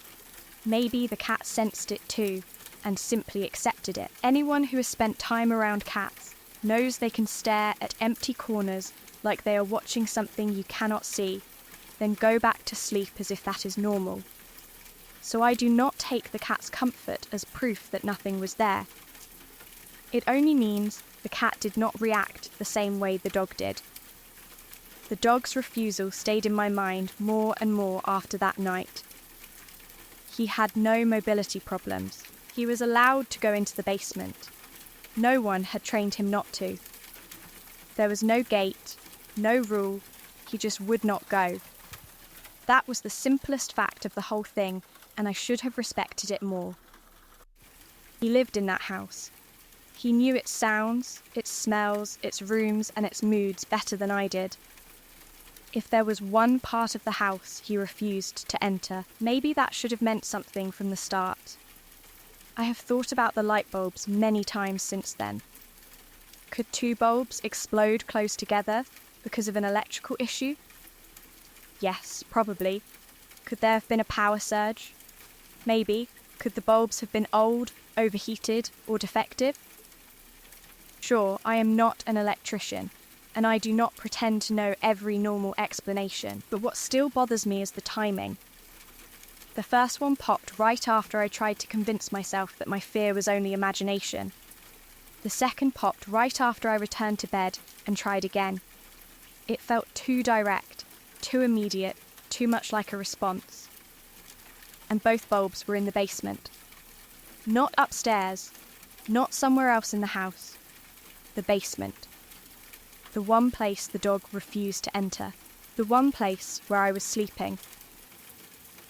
The one place where I had just watched scary movies and started telling myself there was nothing to be afraid of.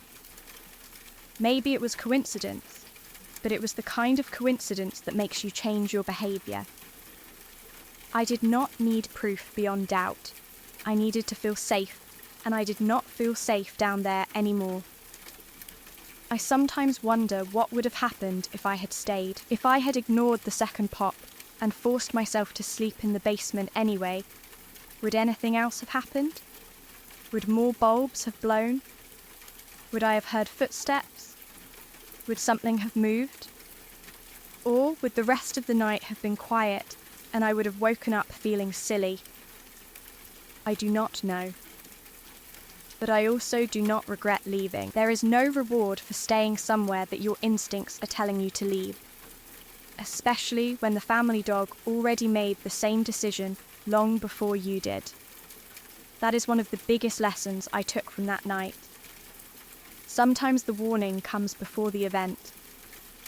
The lady told me plainly that the dog was allowed in the basement, but refused to go down there. She did not make it sound dramatic. She did not say the basement was haunted. She did not try to scare me. She just told me the dog would not go down there. I heard that and immediately tried to explain it away, because explaining things away feels safer than believing a place might have something wrong with it. But after those bulbs exploded, I could not explain away the dog anymore. I should have trusted him. The house itself might have been perfectly normal. Maybe the basement wiring was bad and the dog hated the floor. Maybe the scary movies made me sensitive to sounds and the bulbs were going to pop that night no matter what. Maybe nothing paranormal happened at all. I know those explanations exist, and I can accept that they are possible, but the experience did not feel normal while it was happening. It felt like I was being told to leave the basement, and when I did leave, I never wanted to challenge it again. What makes the story stay with me is how quiet it was before each pop. There was no gradual build, no flickering lights, no buzzing, no long creaking sound, no warning. Just fear, silence, and then glass breaking. The first time, I tried to be brave. The second time, I listened. There is something about glass breaking in a dark basement that cuts straight through every rational thought. It is sharp, sudden, and violent. It makes the air feel unsafe. For the rest of the house sitting job, I did what I needed to do, but I did not relax the same way. I was aware of the basement as a place below me, a place I did not want to be alone in. I still took care of the animals. I still respected the house. But the easy feeling was gone. The basement had become the dog's basement in my mind, the place he refused to enter, and the place I finally understood. I never saw a ghost there. I never saw a shadow person. I never heard a voice or felt a hand on my shoulder. In some ways, that makes the story less dramatic, but in other ways, it makes it more believable to me. Sometimes the scariest experiences are not the ones where you see a full figure standing at the end of the bed. Sometimes they are smaller and stranger. A rule from a homeowner that does not sound like a rule. A dog refusing to go into a room. A basement that feels normal until night. A light bulb exploding the moment you tell yourself not to be scared. Then another one, as soon as you try to close your eyes again. After that, I slept upstairs, and I never went into that basement alone again. Should have trusted the dog in the first place.